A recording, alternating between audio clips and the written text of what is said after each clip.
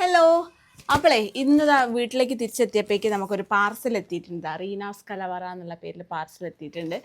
ഹബീബ ഷാഹിദ് നമ്മളെ സബ്സ്ക്രൈബർ ആയിട്ടുള്ള ആൾ നമുക്ക് കഴിഞ്ഞ ദിവസം 2 ദിവസം മുന്നേ നമ്മൾക്ക് മെസ്സഞ്ചറിൽ കോൺടാക്ട് ചെയ്തിട്ടുണ്ടായിരുന്നു.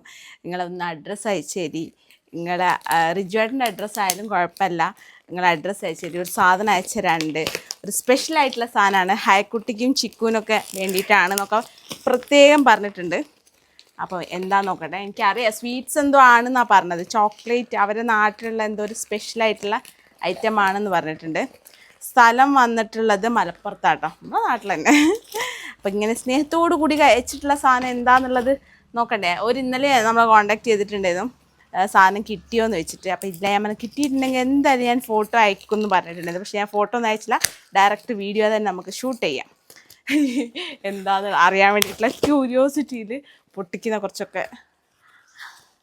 നല്ല വെൽ പാക്കിംഗ് ആട്ടോ, പാക്ക് ചെയ്തിട്ട്. അയ്യോ ഹായ്, നല്ല സെക്യൂറായിട്ട് പാക്ക്. അയ്യോ, ഈ സാധനം ഞാൻ റീൽസിൽ കണ്ടിട്ടുണ്ടായിരുന്നേ, പണ്ടത്തെ മുട്ടായിയാണിത്. അയ്യോ, ഇതിൻ്റെ പേരെന്തോണ്ട്, ഞാൻ പേര് മറന്നുപോയി. ഇതുകൊണ്ട് അയച്ചൊക്കെയാണ്, പക്ഷെ ഇത് കണ്ടിട്ടേ ഒരു കഷ്ണം. ഈ പണ്ടത്തെ ഒരു മുട്ടായിയാണ് കേട്ടോ. അതിനല്ലേ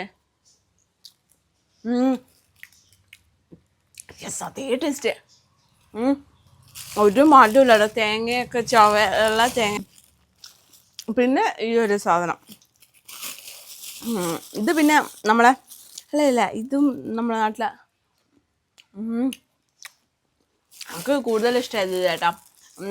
ഹബീബ ഷാഹിദ്, ഒരുപാട് താങ്ക്സ് കേട്ടോ. പണ്ടത്തെ ആ ഒരു നൊസ്റ്റു ഫീല് നന്നായിട്ട് വന്നിട്ടുണ്ട്. ഡയറ്റാണ്, എന്നാലും ഒരു കഷ്ണം കൂടി